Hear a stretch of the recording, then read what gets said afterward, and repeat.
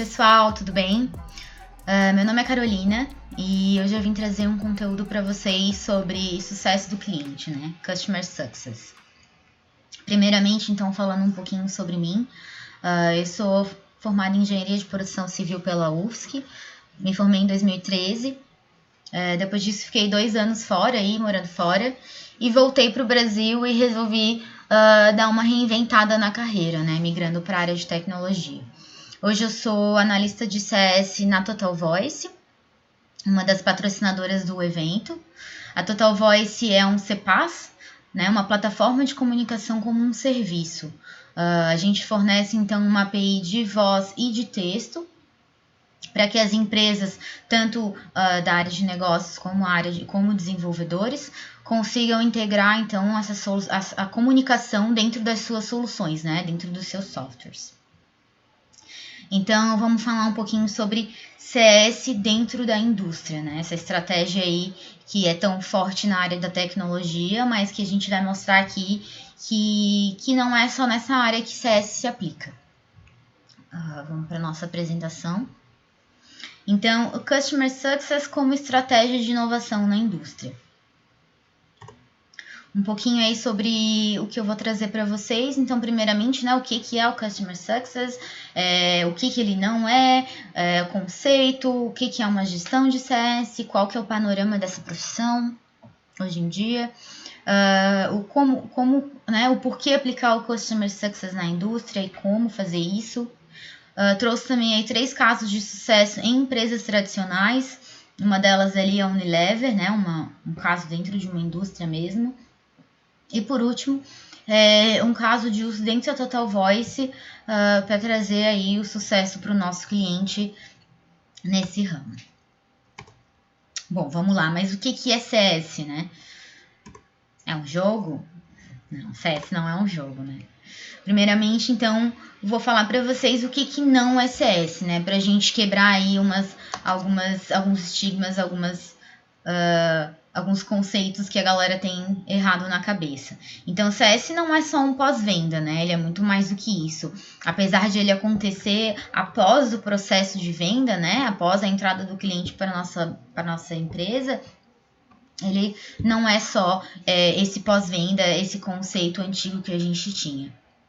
Ele não é um suporte de luxo, não, né? Ele é muito mais que isso. Ele é mais proativo, né, do que reativo em si. Ele não é a felicidade do cliente apenas, né? Muitas vezes ele vai trazer felicidade para o cliente, mas nem sempre, né? Às vezes o que o cliente precisa ou o resultado que ele quer não é necessariamente uma felicidade imediata. Então, né, o CS não é felicidade.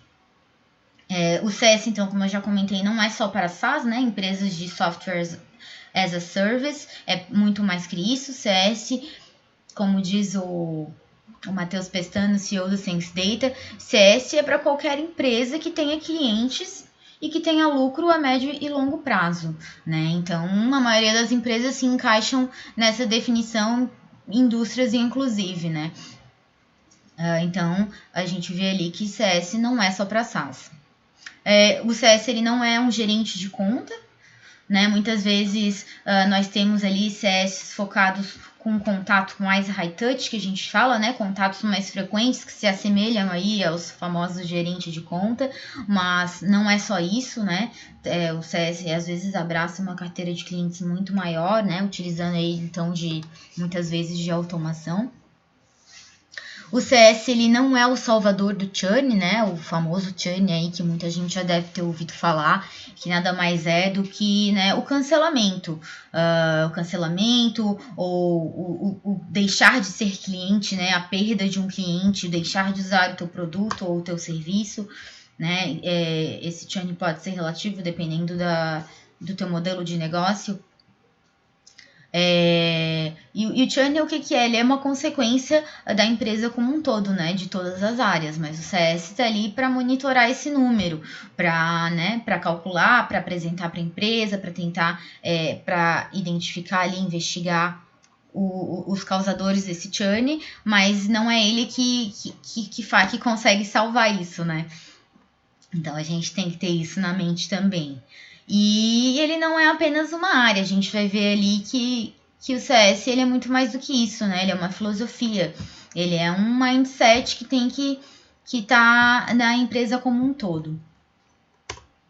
Mas então tá bom, né? O que é o CS? Eu trouxe uma definição aí do Lincoln Murphy, que é um estudioso bem conhecido aí na área, que diz que o sucesso do cliente é quando os clientes atingem os resultados desejados através das interações com a sua empresa, né? E ele destaca bem esses dois termos, né? Resultados desejados e interações. O que seriam esses resultados desejados ali? Eu coloquei ali embaixo a formulazinha.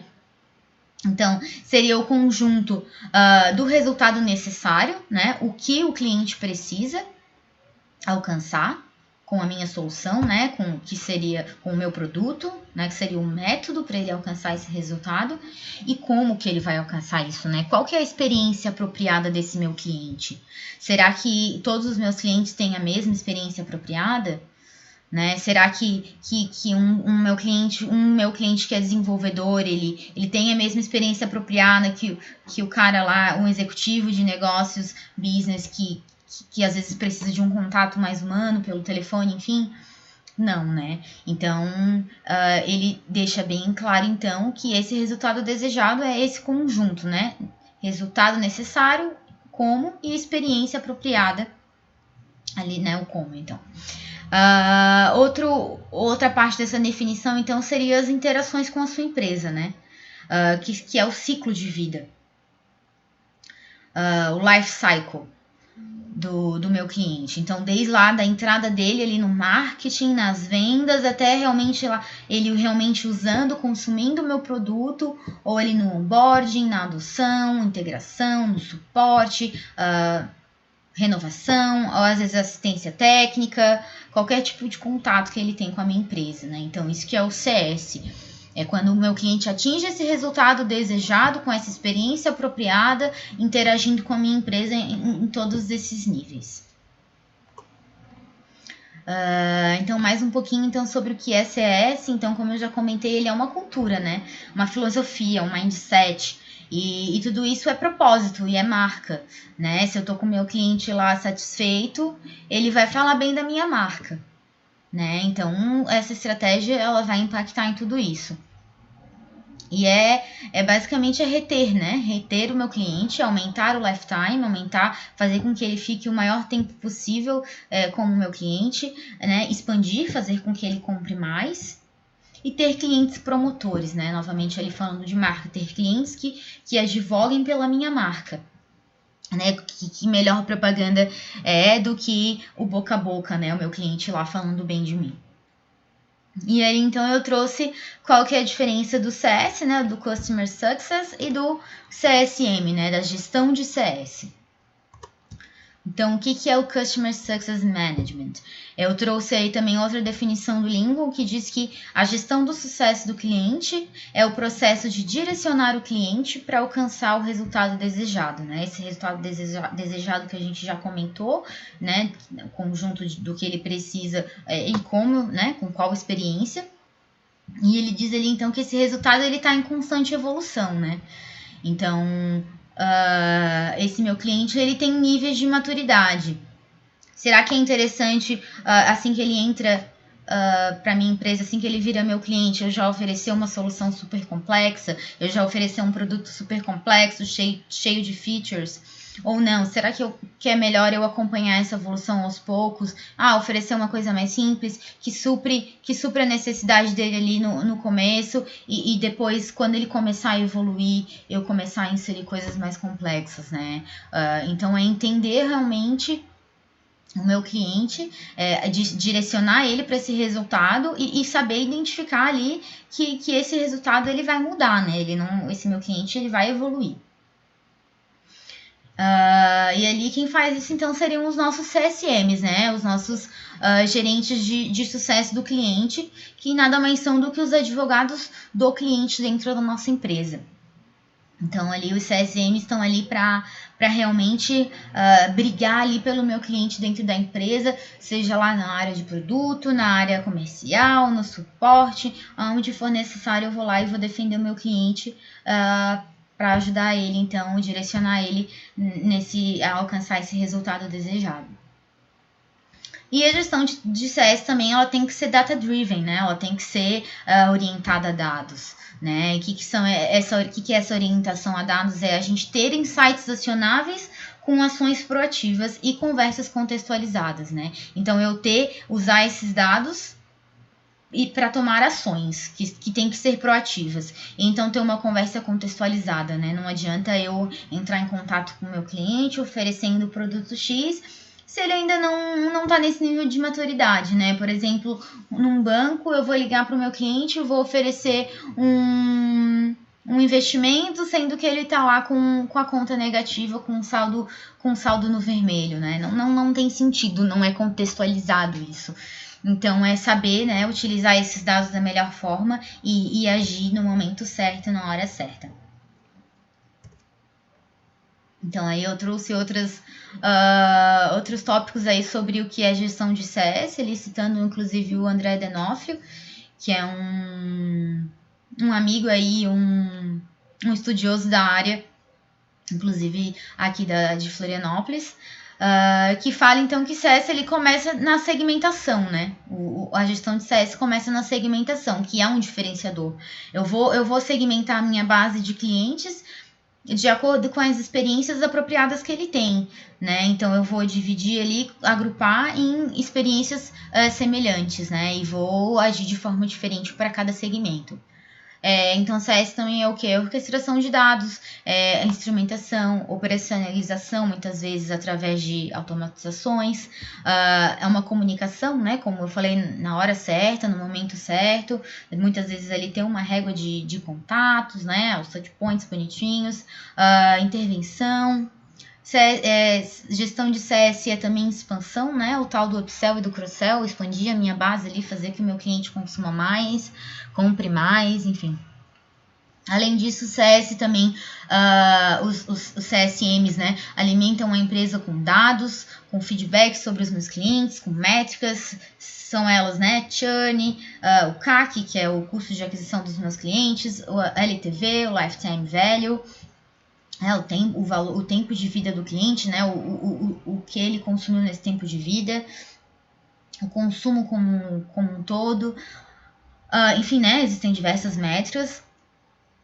A gestão de CS também é a jornada do meu cliente, né, todos os passos que ele tem ali dentro da minha empresa, quais são os marcos de sucesso dele dentro dessa minha jornada, e diversas outras boas práticas, né? O onboarding, que é também uma fase dessa jornada, o RTS, que são as reuniões trimestrais de sucesso, também chamadas de QBR, né?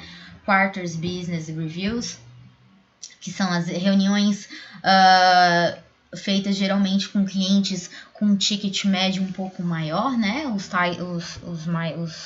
que a gente chama de high touch, onde a gente tem um contato mais próximo com esses clientes, playbooks, que são processos mais simplificados, gatilhos, pesquisa de satisfação, NPS, enfim, tem diversas outras boas práticas que os CSMs têm.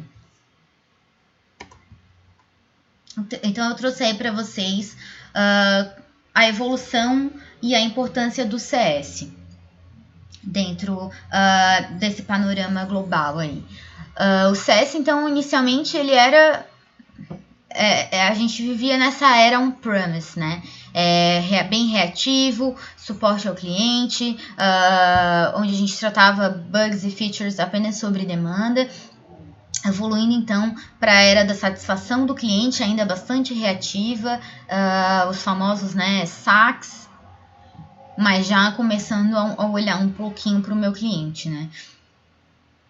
Nós evoluímos então para a era do sucesso do cliente, propriamente dita, onde a gente começou a ser mais proativo, mais ágil, utilizar gatilhos, playbooks, olhar para o desired outcome, né? Olhar para esse resultado desejado, olhar para a experiência do cliente. como um todo, e então evoluindo para a era da inteligência artificial, né? Que acredito aí que a gente está nessa transição, sucesso do cliente, inteligência artificial, que é personalização e escalabilidade, né? A gente tem que conseguir personalizar e escalar isso, alcançar toda a minha base de clientes e prever as necessidades dele, que muitas vezes nem ele sabe o que ele precisa.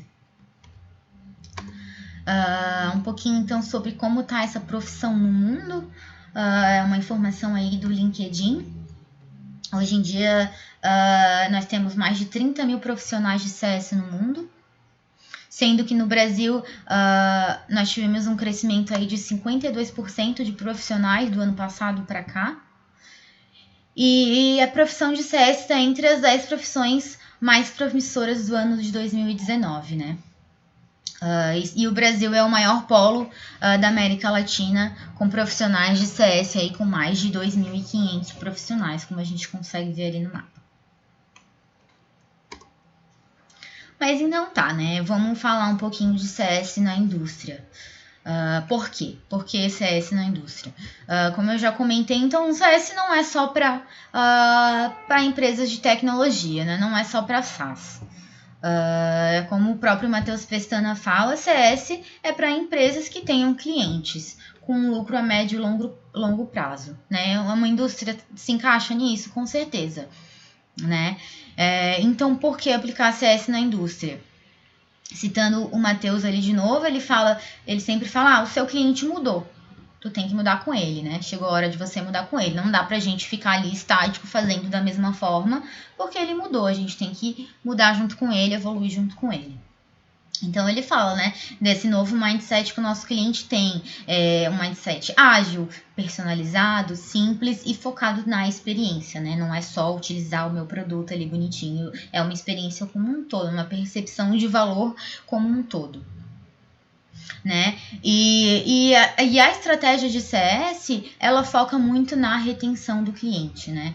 Então, hoje em dia já foi provado que é mais caro, né? 7 vezes mais caro adquirir novos clientes do que reter os que eu já tenho, né? Então, se é mais barato reter os que eu já tenho, por que eu não vou me utilizar dessa estratégia?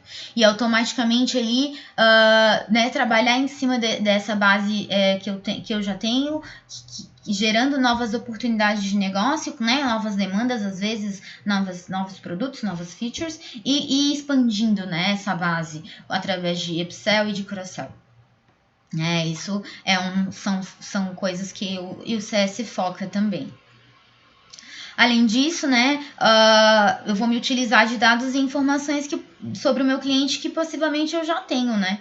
Eu, principalmente aí na indústria, a gente guarda muito dado do nosso cliente, muita informação, muita métrica, e por que a gente não se utilizar disso aí para ter ganhos? Para estudar, para entender o meu cliente e, consequentemente, ali, como eu falo, melhorar esse relacionamento fornecedor e cliente, né? Hoje em dia é muito fácil eu trocar o meu fornecedor, né? Opções a gente tem bastante aí no mercado, então eu tenho que ter esse bom relacionamento também, que às vezes o meu cliente leva em consideração não só ali o produto, claro que produto, preço, enfim, mas relacionamento hoje em dia é muito importante, né? E o CS tá aí para ajudar nesse item. Então, como eu já comentei também, uma estratégia que ajuda na satisfação do cliente, né? Ter o cliente como advogado da sua marca, né? Para quem é melhor do que essa propaganda, né? O cliente falando bem da minha marca, né? Fazendo a propaganda por mim. Se o meu cliente está satisfeito, ele vai falar bem, vai fazer esse boca a boca, enfim. E vender uma experiência, né? Não é vender apenas um produto, é um pacote como um todo. É produto, é preço, é experiência. Isso tudo é um valor que o cliente vai perceber, né? É todo um pacote do que a gente vai vender ali para o nosso cliente. E utilizar mesmo essa estratégia de CS como uma máquina de crescimento, né? Uma definição que o próprio Lincoln fala, que o CS é uma máquina de crescimento, né? Para expansão de receita né, da nossa retenção de clientes, para o aumento do meu lucro e para o aumento da minha empresa, do valor da minha empresa como um todo, né? Como eu já comentei, marca, propósito, enfim. Então, acho que aplicar o CS na indústria só nos traz vantagens, né? Mas como é que eu vou fazer isso? Então, eu trouxe aqui alguns tópicos de como fazer isso. Então, primeiramente, eu tenho que me adaptar à minha realidade, né? Por exemplo, eu tenho diferentes métricas. Talvez eu não vou ter lá o churn, eu não vou ter o tickets no suporte, mas eu vou ter outras métricas que eu tenho na indústria. Por exemplo, quantidade de refugo, quantidade de produtos devolvidos, quantidade de produtos que retornaram para assistência técnica, né? Defeitos, enfim, quantos recalls eu tive que fazer. Então, me adaptar mesmo, né? Olhar ali para o que eu tenho, para as métricas que eu tenho, para os dados que eu tenho e adaptar para a minha realidade. Porque, né, como a gente fala, não tem receita de bolo para a gente aplicar uma estratégia de CS, né? Vai muito de negócio para negócio.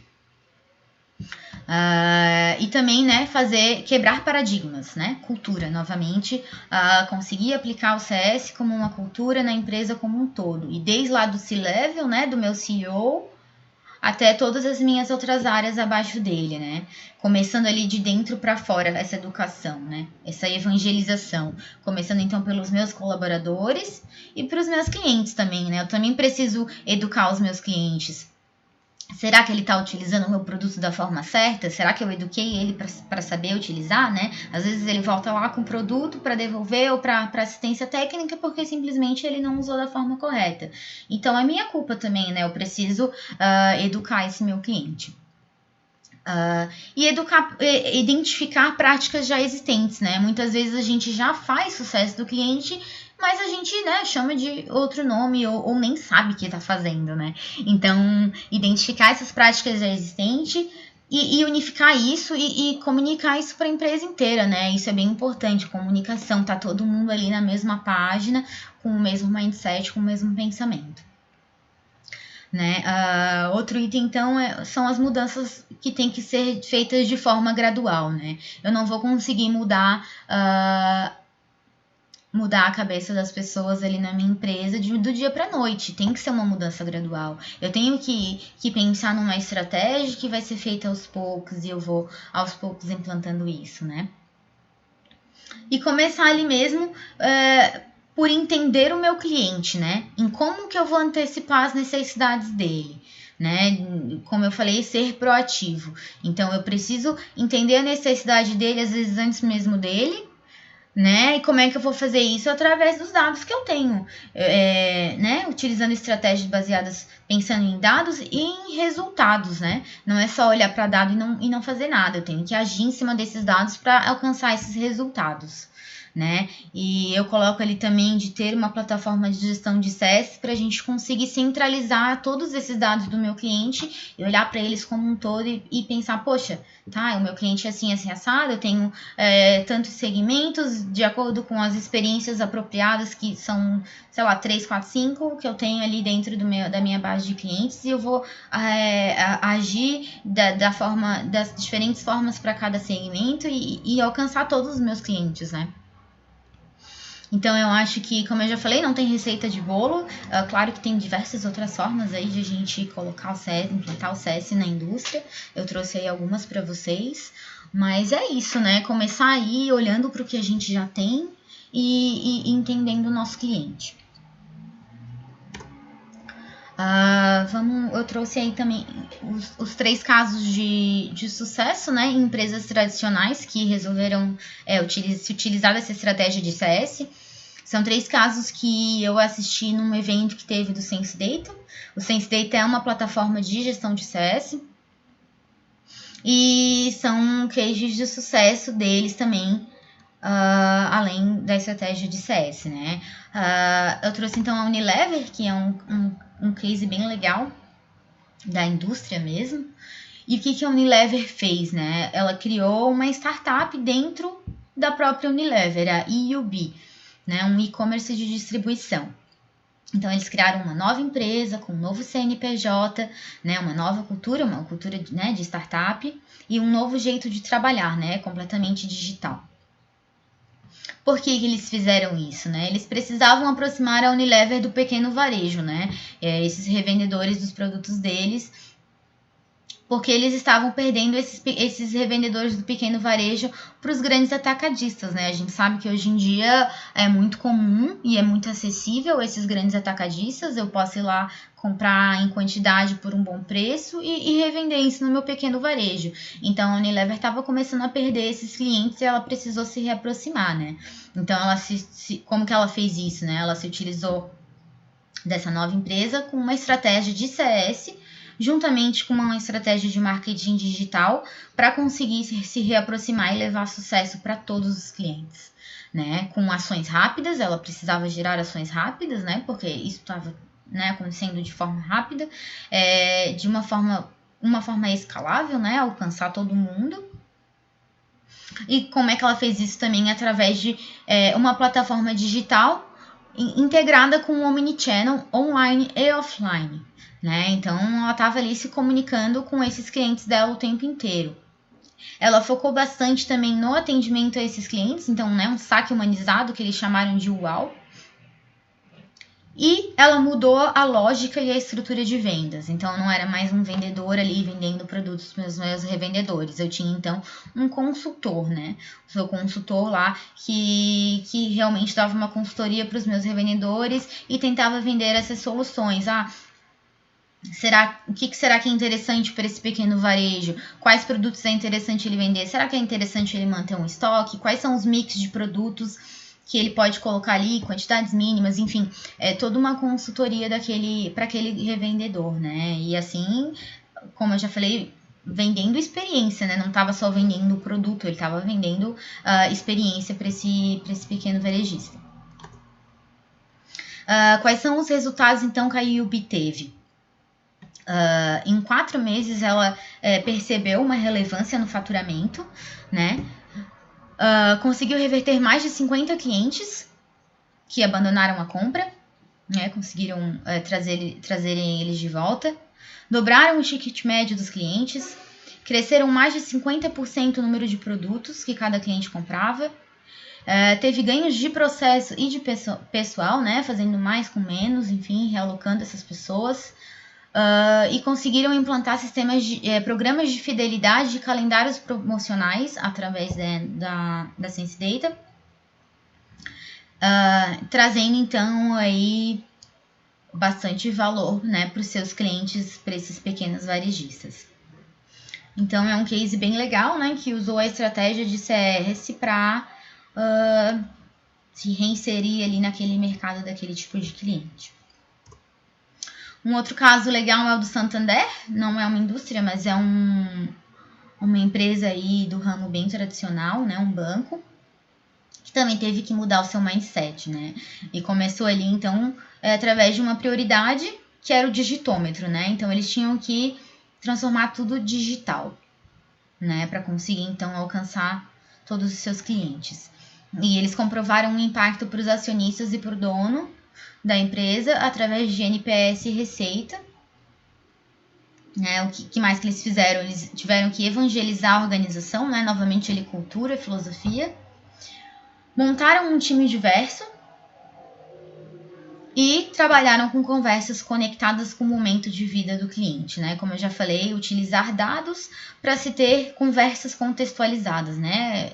Entrar em contato no momento certo, na hora certa. Como é que eles fizeram tudo isso? Então, eles montaram equipes focadas em garantir 4 coisas. Então, primeiramente, onboarding impecável, né? Através de gamificação. Com transações 100% digitais, então tudo self-service, através de aplicativo. Com interações contextualizadas, então, né? Como eu já comentei, touch points no momento certo. E atuações preditivas, né? Então, ser proativo, né? Antes mesmo do cliente saber o que ele precisa. Um terceiro caso, então, bem legal é o caso da HP, também uma empresa bem tradicional que teve aí que se reinventar no mercado. A HP é uma empresa de basicamente, né, dispositivos eletrônicos, basicamente computadores e impressoras, e que hoje ela se intitula como um Device as a Service, né? Ela fornece, então, esses produtos dela, esses dispositivos, então, como um serviço focando em B2B mesmo, né? Em outras empresas. Como é que eles fizeram isso, então? Primeiramente, eles fizeram uma consultoria e montaram uma estratégia a longo prazo, né? Novamente, mudanças graduais. Eles montaram essa estratégia de forma bem gradual. Fizeram evangelização, né? O Think Like a Customer, realmente cultura, novamente, mais uma vez, CS como cultura. E trouxeram o time de produto, principalmente. E um quarto ponto ali que eles fizeram foi realmente a estratégia de CS. Como é que eles fizeram isso? Eles traçaram a jornada do cliente dentro da HP. Então, ali nessa foto a gente consegue ver, né, essas etapas, ali começando pelo onboarding, depois uma fase de adoção, onde o cliente precisa ter entregue, né, os resultados prometidos. Aí, depois de um tempo, ele passa para uma revisão de negócio. Será que ele está percebendo o valor em cima dessa minha solução, desse meu serviço que eu estou oferecendo, né? Então, ele consegue ir para três etapas de expansão, né? Ou através de uma renovação, ou através, né, de uma consultoria personalizada para aumentar ali os meus pacotes de serviço, né? Expansão de funcionalidades, ou só realmente expandindo ali, crescendo o negócio dele. Eu trouxe aí 2 destaques desse caso de sucesso, onde essa palestra também eu assisti no evento do Sense Data, e o palestrante ele fala que a HP então passou a vender outcomes, né? Passou a vender resultado, passou a vender experiência, e não só um preço e um produto. Então ele destaca bem essa frase, e também ele traz o CS como um copiloto, né, do carro onde o cliente é o motorista. Claro que não dessa forma desesperada ali, como na figura, mas realmente, então, como eu já comentei, o CS ele vai guiar o cliente para alcançar o resultado desejado com uma experiência apropriada e tudo mais. Então, por último, eu trouxe um caso de uso da Total Voice, que pode ser aplicado aí nesse mercado da indústria, né? São 2 casos de sucesso que utilizaram, então, como solução os alertas para situações críticas, né? Que trazem o sucesso para o cliente, focando mais na experiência apropriada, claro que ajuda a alcançar o resultado desejado, mas realmente através de uma experiência apropriada, né? Porque eu poderia resolver e chegar naquele resultado esperado de outras formas, mas como a gente já viu, a experiência apropriada é um fator importante nessa equação. Então, o que seriam esses alertas de situações críticas? São chamadas automatizadas, né, que a gente chama de TTS. Ou pode ser através de um áudio também. Então, por exemplo, a gente pré-configura um gatilho. Quando determinada situação ocorre, uma chamada é disparada, né, para o responsável, enfim, e um robô ali vai falar a mensagem que a gente pré-configurou. Então, essa mensagem ela pode conter variáveis, né, que podem ser, por exemplo, uma temperatura de uma máquina, um número de um pedido, o número de uma máquina, enfim. A gente vai ver aí esses 2 casos de exemplo que utilizaram essa solução de uma forma bem legal. Então, o primeiro caso é o Wakefone, que é um aplicativo de delivery, né, entrega de comida. E qual que era o problema que eles tinham? Eles geralmente enviavam um pedido para o restaurante, né, quando o cliente fazia a solicitação do pedido, e às vezes o restaurante lá na correria não via o pedido no aplicativo e demorava para fazer a confirmação do pedido. Então, o que eles contrataram várias pessoas que tinham que ficar lá ligando para os restaurantes depois de certo período de tempo, ligando para o restaurante falando, tem um pedido pendente lá no aplicativo, por favor, lá dá uma olhadinha e aceita o pedido ou não. Só que isso foi se tornando inviável, né? Ter pessoas ligando 24 horas por dia, em finais de semana, enfim, e como a demanda foi crescendo, ele teve que aumentar essa equipe. Então, o que ele fez, né? Ele estava alcançando o resultado desejado dele, mas será que era a experiência mais apropriada? Provavelmente não, né? Então, ele utilizou esse alerta de situação crítica, que quando ele utilizava essa variável, depois de um X período de tempo, o robô ia lá e ligava pro dono do restaurante e falava, ó, fulano, você tem um pedido pendente, por favor, né? No aplicativo Equifome, por favor, dê uma olhada. Então, realmente focando na experiência apropriada, né? O segundo exemplo que eu trouxe é o do SensorWeb, que é uma empresa de hardwares de sensores, né? Então, ela utilizava essa solução para monitoramento de câmaras frias, né? Câmaras frias em clínicas e hospitais, que tinham remédios ou vacinas, banco de sangue, né? Coisas bem perecíveis, assim, que precisam ter uma sensibilidade de temperatura bem precisa, né? Enfim, então eles utilizavam esse alerta de situação crítica para monitoramento da temperatura dessas câmaras. Então, quando a temperatura se elevava, sei lá, X graus acima do permitido ou abaixava, né, Y graus abaixo do permitido, esse robô, né, disparava uma chamada automatizada lá para o responsável e informava ele desse problema, para ele conseguir arrumar tudo certinho, né? Então, novamente, ele podia fazer de outra forma, poderia ter uma pessoa ali olhando 24 horas por dia, todos os dias, mas, né, ia alcançar o resultado desejado? Ia, mas, novamente, não é a experiência mais apropriada, né? Então, a gente pode pensar em utilizar isso aí, então, em outras situações, por exemplo, uma máquina que precisa operar 24 horas por dia e não necessariamente ter um humano, né? Por que não esse tipo de solução automatizada? Então era isso, gente. Espero que vocês tenham gostado do conteúdo. Se tiverem alguma dúvida ou se quiserem trocar alguma ideia, né? Trocar conhecimento aí sobre isso, meu contato está aí na tela. Meu e-mail, meu telefone, me adicionem no LinkedIn. E obrigada pela atenção de vocês. Tchau, tchau.